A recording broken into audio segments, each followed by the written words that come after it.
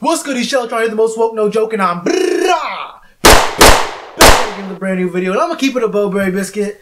I know I was gone for a day. I was out all day, man. I got home at like 9, and I was tired. I couldn't do this video, and I was gonna do a video earlier the day yesterday, but I forgot just how early the 4th round started. The day 3 draft started. So by the time I actually got the video rendered and was about to upload it, we were like already 5 picks into the draft, and I was talking about like Panthers needs, and it was gonna be. I mean, it wasn't gonna help. Not to mention that we didn't do any of the things that I said we should have done in that video, so it wouldn't have been much of a big deal. But we're gonna analyze what we did do in the 4th round here with the very first pick in the 4th round with Mr. Ian Thomas out of Indiana.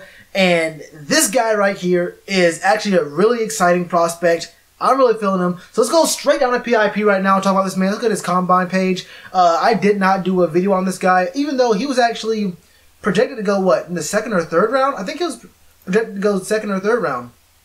Right? Yeah, rounds 2 or 3. But he fell to the very top of the 4th. This man is big. Now, Marty Herney, which I'll get into once I do my my NFL draft grade for the Panthers. I want to grade all the picks, and that's how I feel about the picks in general. Give us a full grade on the draft.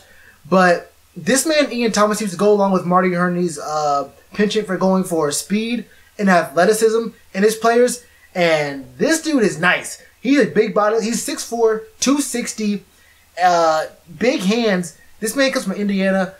He ran a 4.74 40, and you might think that's kind of slow. Like, man, 4.74. I mean, he's a tight end, a big tight end, but 4.74. Horton Hearst ran a 4.67. So 7/100ths of a second slower than the Horton Hearst, which is basically the start top. How you get off the blocks.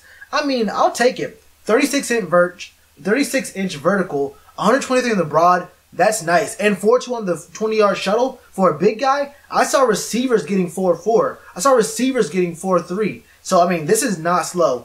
He has a really good story. I mean, not really a good story, but a kind of sad story. He lost both of his parents growing up. His mom died due to an abscessed tooth.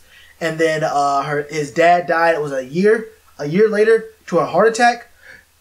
That's crazy. But he used all that to fuel his athleticism, and that he trying to channel all that into being great at his sports. I mean, he played football, basketball, and track, and this man is what I would call a really good to great project player.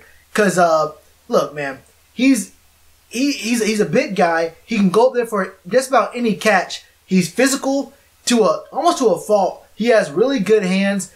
He goes for he's not scared of contact. This man is not scared of contact, and that can be both a strength and a weakness, because, you know, sometimes you can go for the truck, try to hit someone right in the chest and go through them, or there may be a chance for you to, you know, make one move and get around them and get more yards, or, you know, save yourself and just go out of bounds and live fight another day. You can end up like RG3 and try to lower the shoulder on the sideline and end up injured. But this guy is I like his heart, I like his spirit, I like his size most of all. And any weaknesses he has, who's he sitting behind this year and possibly next year? Who's he learning from? Who better in the league right now?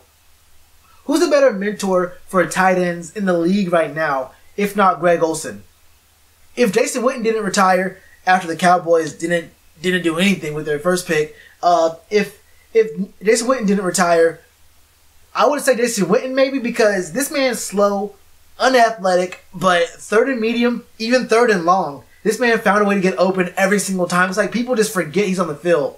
The same thing with Olsen, but Jason Witten is a lot less athletic than Olsen, and he still found ways to get open, wide open, with no one even looking near him. So that's crazy to me. But honestly, if there's anyone I would want to learn from in the league, if I'm a rookie tight end, it's Greg Olsen. This man's a monster. You can't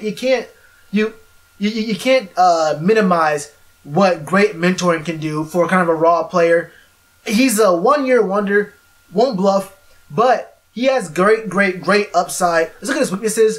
Basically, he says he's talented but raw. His effort and aggression is missing when it comes to across formation when blocking. So pretty much when he's pulling across the formation, his blocking can be kind of weird. He needs to be more aggressive there. Inconsistent when he's setting up his blocking, which Greg Olsen wasn't the best blocker in the league when he first came in. It took him a few years to learn. So I 100% believe that he'll be a good addition here. He can definitely learn how to block. And once he can block, I mean, he's already a big body, so he can do a lot of big things for us in the red zone especially. But if we're running an ace set with Greg Olsen and my man Ian Thomas, what are you going to do? What are you going to do? I mean, y'all remember those Jeremy Shockey and Greg Olsen days. But basically saying that also his routes seem to be rounded. He seems to not have much of a lot of the route tree down. So you have to learn how to give him those hard steps and make sure he's 100% dedicated to running those routes hard and not giving his routes away to his defenders.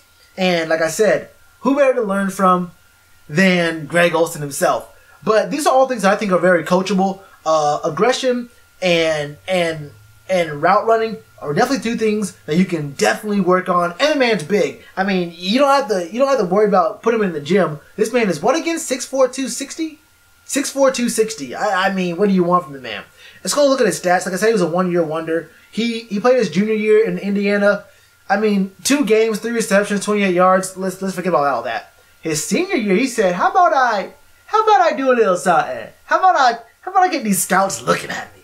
How about I get these scouts looking at me?" So he had 25 receptions, 376 for an average of 15 yards per catch. What do you do with that, bro? 5 touchdowns, and I've seen, there's some sets, especially in the Big Ten and SEC, where tight ends don't get no kind of love. But 5 touchdowns for a tight end, especially a guy who just came off a season doing literally nothing, that's big for me. That's big. So it shows that he can step up, he can steadily improve, and that's the biggest thing is upside. As a rookie, I mean, you want to have a rookie. It's cool to have a rookie who can just step in there and be a day one impact player. No, doesn't need that much help. Get on the field, do what you do best. But this is a guy who has good intangibles, things you can't teach, like size and just having an eye for the ball. I mean, this guy has that, and all you have to teach him is run harder routes, block a little bit better, get your feet set and your technique down. Hey, Marty Hurney, you hit here. I like this pick right here. Ian Thomas was really good. I think it's a good pick here. I would have, like I said in my other video I was going to do, I would have said we go Wyatt Teller here, but Wyatt Teller was still available later on, and I like this tight end pick. It's not the sexiest name out there, but this guy's big. I'm excited, and he's going to do a lot of work for us here in Carolina. So, Ian, welcome, bro. You're the new IT, the good IT, bro. And I hope we get a lot of good years out of you, bro. But what do y'all think about this in the comments below, man? Let me know what y'all think about for us picking up in the first pick of the 4th round. This is what y'all wanted. Let me know here in the comments. Let me know on my Twitter at Sheltron, same with the channel name, bro. You already know what to do with that like button. I got a button right here to subscribe. Button right here for to watch more videos. Namaste. Facts are than you think.